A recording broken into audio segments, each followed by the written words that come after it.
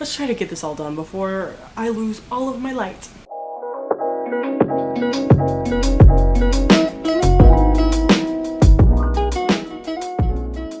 Hey y'all, it's me, Cecilia. Welcome back to my channel. So, I've been a little not there lately. I've been moving. I just finished moving today. I still have to unpack. Y'all need to see all of this behind me. What the fuck is my mom watching? You might hear some noises. My mom's watching TV in the living room, and I'm pretty sure a demon is haunting the shower because it keeps gurgling. But again, new apartment. I eventually want to do a room apartment tour thing. Yes, but I'm coming here today with a tag video, which I don't do tags very often, but I thought this would be fun. So this is actually the Monsterathon tag. So if you guys don't know already, I am one of the co-hosts for the Monsterathon. I am on the team Beast, which is really amazing. This was all created by Kate from Chapter Kate, which I love. She is an amazing person. Y'all need to go follow her channel. But when she asked me if I want to be one of the co-hosts, I was so freaking excited. I was so excited. Even if you are not doing Monsterathon, you can still take my recommendations. These are all great books. I've given at least, I think I've given all of these 4 stars or up. So you're getting some quality books in this video. But without further ado, let's get started with this. First challenge is classic creepers. Read a book with a classic horror monster. And it doesn't have to be a classic book, but mine is. I'm picking one of my faves, Dracula by Bram Stoker. This is like a weird, it's probably looking weird on camera, but this is like a weird Costco version I got. It has these like red sprayed edges, and it's got some illustrations through it. It talks about all the characters. I really like this edition. But if you don't know what Dracula is about, what the fuck is Dracula about? I have my mirror right here and I'm like observing myself. I'm like, ooh, I'm cute. So Dracula basically it talks about, of course, the story of Dracula. Now I remember, I haven't read this book in a while. Last time I read this was 2016 for my Monsters and Fairy Tales class, which, yes, that was a class in my old college and it was great. Next one is What Big Eyes You Have. So read a book that is over 400 pages, and saying right now, not all of these challenges have to have a monster in them.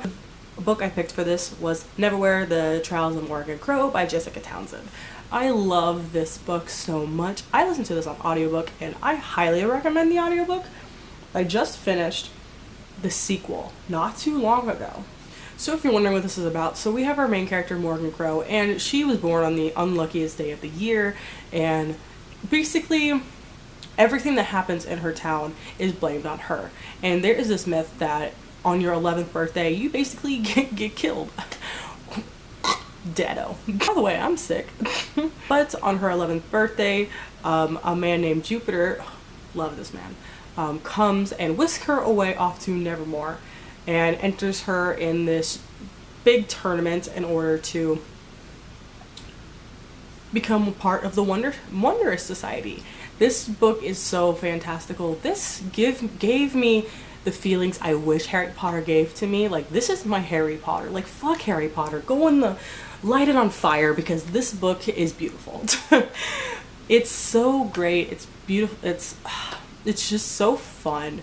I love all of the characters. It's hard for me to say that. Even the villain, I fucking love them. It's great. Chimera, read a book that is classified under multiple genres. This might seem like super out of base for me, but I'm going to be recommending The Sum of All Kisses by Julia Quinn. This is historical romance. So, you know, historical fiction, romance, multiple genres. But I read this last year and it is just so fun. I love Julia Quinn's writing style and her historical romances. So this is just one that I really loved and would really recommend. So we have Hugh, and at the beginning of the book, he basically gets crippled in this duel, which was the stupidest thing I've ever read on a page, but whatever. He gets shot in the leg, and so he has to walk around with a cane. He's lucky to even be walking, but he gets a lot of stigma because of this, because he is visibly physically impaired. So it's a whole thing. And then we have our love interest, Sarah. Now, Sarah has never forgiven Hugh because of this duel. This duel destroyed her family because the person that Hugh actually dueled was one of her family members, and he was like so shamed about it that he went off to a different country, and because of all this scandal she wasn't able to basically go into court in order to find her a husband, and so she basically blames her reason why she's not married on Hugh.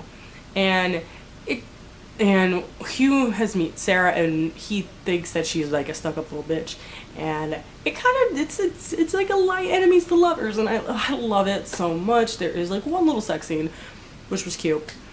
It wasn't my favorite, but I thought it was fun. It is fun. The banter between these two characters is just beautiful. I love banter. That's what really gets me in romances, is the banter between the characters. And I thought it was really great. I thought their progression through the romance was really believable. Sometimes it could just be too quick, or sometimes it could just take too damn long, but I thought it was just like a perfect pace. It was so cute. So fucking cute. Number 4, The Real Monsters. Read a book with monstrous humans. Damn, look, I actually have a book to hold up for this. So I'm going to be recommending The Chalkmans by C.J. Tudor. Now this is a thriller. This takes place in 2 different timelines. We have the first timeline that takes place in 1986 with Eddie. I think he's 12 in this timeline, and he has a bunch of friends. They live in this small town in England, and they just like to enjoy each other. And during this summer, a lot of stuff goes down. There are some murders, there are some weird mishaps that happen, and this one teacher who he kind of connects with, things get wild during that summer. But 30 years later, in 2016, is that 30 years? I don't know. In 2016, I believe he is 42. Yeah, that'd be 30 years. He's 42, and he like lives on his own. He still lives in the same house that he did when he was a kid, and he now has a roommate. He's just chilling. He's a teacher, and he and all of his friends get a letter in the mail about a Chalkman, which was a game that they did back when they were kids. But they get a letter of talking about the Chalkman, which basically links them all about these murders and stuff that happened back when they were kids. And they're all freaking out, and you keep wondering what the hell the Chalkman is, what is the story with the Chalkman, and it's so creepy, and a lot happens during this book, and I felt this was very good. A lot of people compare this to Stranger Things. I think Stranger Things, I don't know, I've only read 1 episode, and I thought it was terrible, so don't ask me. But I really enjoyed this, and I think a lot of people would as well. Next prompt, Unsightly. Read a comic, graphic novel, manga that features a character. I'm going to be recommending That Time I Got Reincarnated as a Slime. This series is just great. I recommend it. I liked it as a manga. I liked it as an anime. So we follow Mikami, and he's about like a middle-aged man. He's a bachelor, and he meets up with one of his students because he was a teacher, and they're just talking in the street, and he gets stabbed, just gets stabbed, and he dies, and it gets reincarnated into this magical world. At first he's kind of confused of what the fuck is going on, but he realizes he got reincarnated as a slime monster. But this world is kind of set up as like an RPG, so he's able to enhance his abilities to be stronger than a typical slime, and it gets wild from there. He befriends dragons, goblins. He becomes very powerful. It does have those moments where you think he just becomes too powerful, but it's just a fun isekai kind of time. This one stands out to me than regular typical isekais because they're so popular and so saturated in the manga and anime communities. Like, there is so much isekai coming out. Like, it's a lot. You can also read this as a light novel. I didn't mention that. I haven't tried the light novel, but they follow these plots very similarly, and it's fun. It's a really fun time if you are trying to get more into manga or more into fantastical manga. I think this would be a good stepping stone for you. We have Angry Mob. Read a book that was recommended to you by more than one person, and I am going to be saying The Poet X by Elizabeth Acevedo. I read this, I believe, in February, mostly in one sitting in a car, which was crazy. I was sick with allergies, and it was an emotional ride, literally and figuratively. But we have Zirmora. She's very into slam poetry, and she is dealing with a lot in her life at the moment. She is Afro-Latina, and she's trying to navigate her world, trying to be confident the way she is. Her mother and her family are very religious, and she doesn't know if she really believes in all of that kind of stuff. And she butts heads with her mom a lot in these kind of things. She has a twin brother who is seen as kind of like this more, who is treated more lenient, who has less rules on him. Well, since she is a woman, she has a lot more, her mom's a lot more strict with her. And it all boils down, a lot happens in this book, but I really felt for Ziamora. I related to her in a couple of ways with the whole religion aspect, and it just really hits home for me. I kind of want to reread it. I don't know. I don't reread books often, so when I say I reread something like that doesn't happen very often, but I think this is a really good book, and I think that a lot of people should read this. Alright, next book is Sacrifice. Read a book you've seen in an unhaul video. And I'm going to be talking about Enchantment of Ravens by Margaret Rogerson. I saw this in quite a couple unhaul videos. People either saying that they heard bad reviews on it, so they didn't read it, or so they're going to get rid of it, or they read it and they didn't like it. I read this... When did I read this? I read this during the reading rush on audiobook, and I thought this was fantastic, so I don't know what the fuck they were talking about. This book came out a while ago, and since a lot more people are reading it right now, it's because Margaret Rogerson's new book, Sorcery of Thorns, which I read and also thought it was fantastic, just came out. So I figured we'd go back to her first... Was this her first book? I think it was her first book. And gush a little bit about this one. So we have Isabella, and she is a portrait artist, and she is very good at her craft. She started painting when she was very young. I want to say it was about 3 years old when she started painting. And she, a bunch of different fairies, or a bunch of different pay her in enchantments in order to get different portraits of them. Because in this world, there's fae in the book, by the way.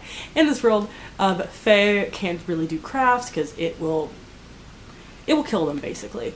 And so they hire humans to do so.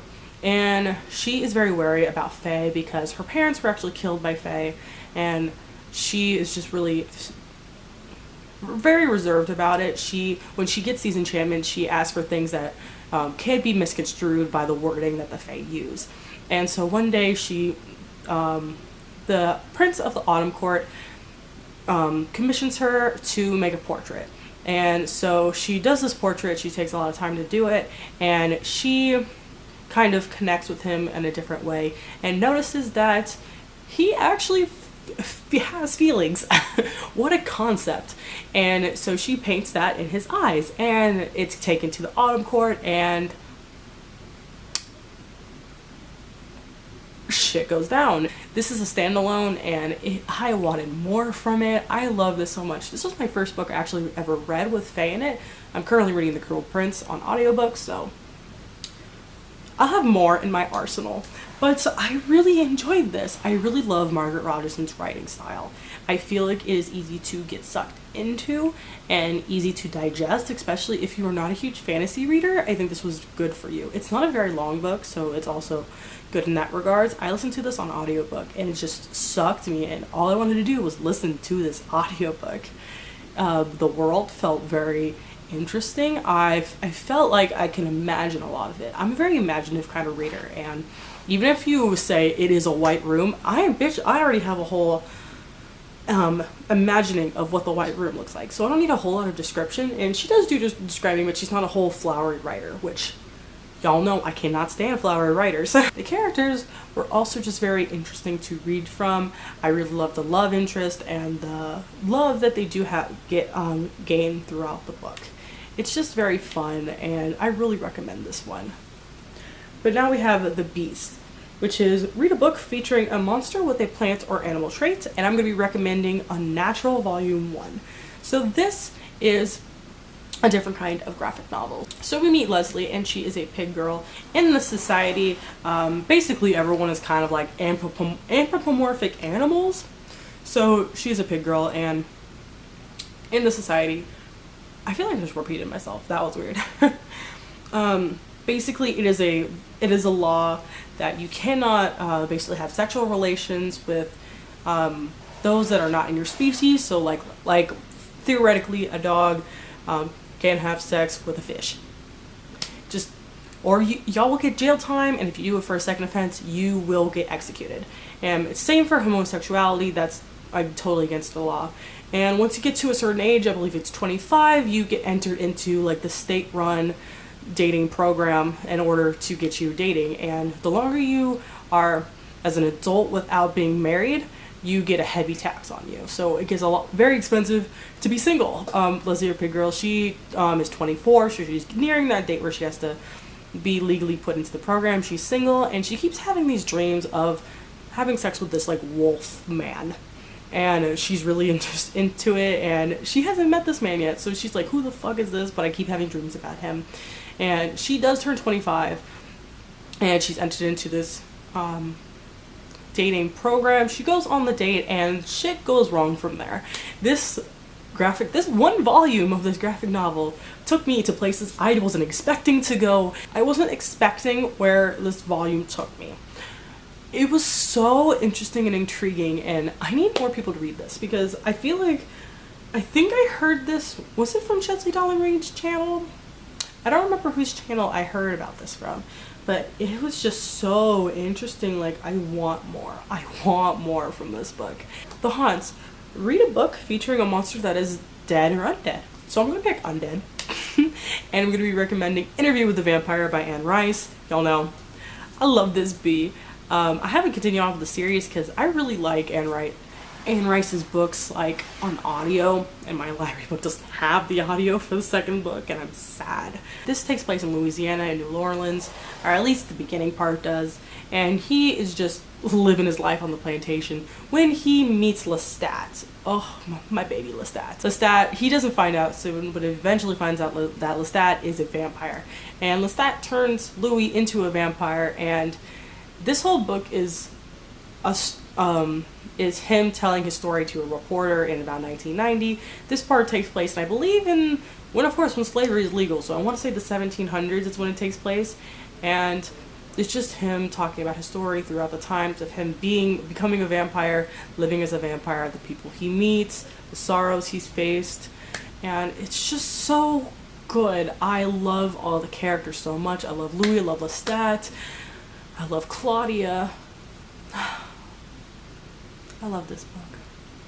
I don't have a physical copy, which, why am I like this? But I love this book so much. Alright guys, last book in this recommendations video, which is The Conspiracies. So read a book featuring an alien, a robot, or a sci-fi based creature. So I'm going to be recommending one of my favorites, and that's going to be Hitchhiker's Guide to the Galaxy by Douglas Adams. Beautiful. It's a good short book. I really recommend the audiobook. It's like maybe a 6-hour audiobook, that's on 1x speed. Okay, but that's it for my recommendations video. Let me know if you guys are going to be taking place in Monsterathon. I really hope you guys do. Join the beast. We're the best.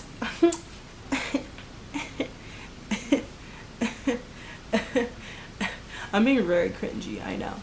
But yeah, that's it for today, guys. I will see you in another video. Goodbye.